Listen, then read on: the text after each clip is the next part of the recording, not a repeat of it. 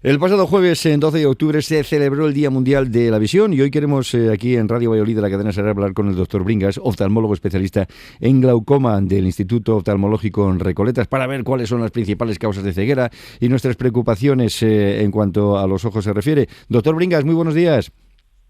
Muy buenos días. Doctor, ¿cuáles son las principales causas de ceguera y discapacidad visual de nuestra comunidad en Castilla y León? Pues en estos momentos, bueno, por orden de importancia quizás podríamos plantearnos como primera opción la degeneración macular, una enfermedad que afecta a personas principalmente por encima ya de los 60-65 años, que lentamente les va produciendo en la inmensa mayoría de los casos una ceguera progresiva. Dentro de esta enfermedad hay un subgrupo donde esa pérdida se produce de una forma más brusca y agresiva y en los que podemos a día de hoy tratarles con fármacos intraoculares. En segundo lugar, podríamos poner a los pacientes que tienen un glaucoma. Un glaucoma es una enfermedad crónica del nervio óptico, lentamente progresiva y que, como muchos durante el tiempo de vida de la enfermedad, los síntomas son ninguno. El peligro de esa enfermedad es que cuando yo noto o detecto que algo pasa en mi visión y la causa es un glaucoma, ese glaucoma está muy avanzado.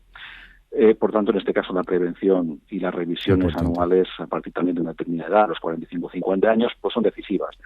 Y luego, evidentemente, un grupo importante de pacientes diabéticos, donde ya interfiere o estamos un poco en consonancia los endocrinos, médicos de primaria y los oftalmólogos para la retinopatía diabética, donde aquí el control metabólico de la enfermedad es importante, pero que hay un grupo de pacientes diabéticos que desafortunadamente pues tienen unas complicaciones muy importantes de su diabetes en el fondo del ojo, en su retina, y tienen unas pérdidas importantes y severas de agudeza visual. Eso sería quizás los principales factores que determinan esas pérdidas de agudeza visual en esos pacientes. Doctor, nos preocupamos poco por nuestra vista. Bueno, pues yo creo que cada vez hay una sensación o expectativa de que tengo que mirarme más los ojos. Yo creo que a medida que nuestros padres, abuelos, ya más padres, pues la gente de 40, 45, 50 años, pues se dan cuenta que sus padres están empezando a tener problemas en los ojos de muchos tipos. Pues yo creo que hay una conciencia de este grupo de población, 30, 40, 50 años, donde, bueno, pues hay mucha gente que viene a revisarse y cada vez más. Mi padre ha tenido, o parece que tuvo, se quedó ciego, no sé qué. Van anunciándonos esa información por adelantado. Y nosotros, bueno, pues en muchas ocasiones, afortunadamente, las revisiones son normales. Pero que hay una cierta concienciación que va aumentando con el paso del tiempo, de los últimos años, de que una revisión a tiempo pues puede salvar una visión, desde luego. Y hablando de revisiones, ¿desde qué edad habría que empezar a hacer o a realizar revisiones en nuestros ojos?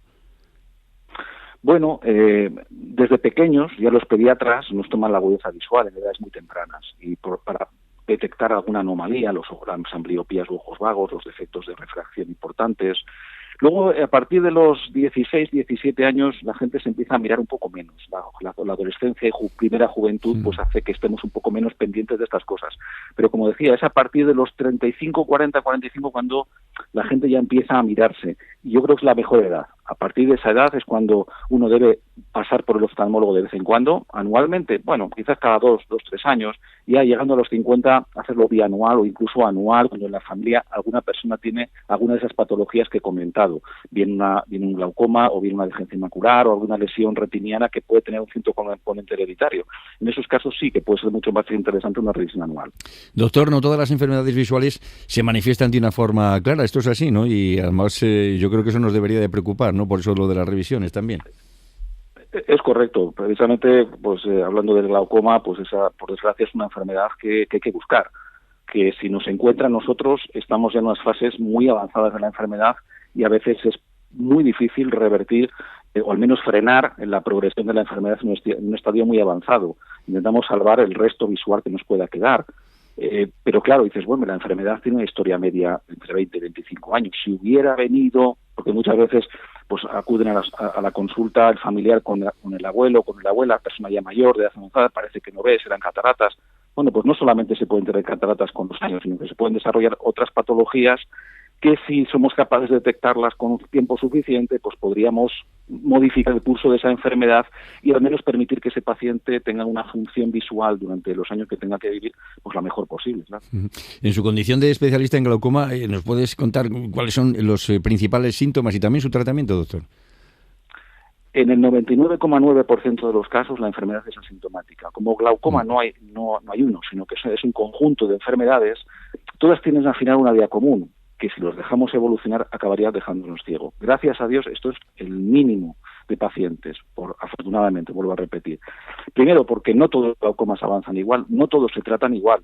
Entonces, lo importante es la detección precoz, encontrar la enfermedad antes de que me produzca ningún tipo de clínica, porque como decía, en el 99,9 la clínica es ninguna, y cuando ya empieza a aparecer, la situación es terminal. Entonces, como tenemos unos años donde estoy asintomático, es el momento clave de hacer esas revisiones anuales o bianuales en función de su edad. Con tiempo suficiente, la enfermedad se puede tratar, se puede corregir tu trayectoria de pérdida hacia una situación de estabilidad y que, bueno, pues como otras enfermedades que yo tengo que tomarme para la tensión arterial una pastilla o para el colesterol una pastilla, bueno, pues para el glaucoma me pongo una gota todos los días o 2 gotas y con esto lo tengo controlado. Y esto no me afecta para nada en mi vida normal, que es lo que estamos buscando, en el fondo, mantener la función visual lo más intacta posible. Muy bien, doctor Bringas, oftalmólogo especialista en glaucoma del Instituto Recoletas, oftalmológico Recoletas, muchísimas gracias por estar con nosotros en esta mañana y por supuesto espero que estos buenos consejos que usted nos ha dado nos sirvan para mantener nuestra vista durante muchos años. Muchas gracias a vosotros. Muy buen día.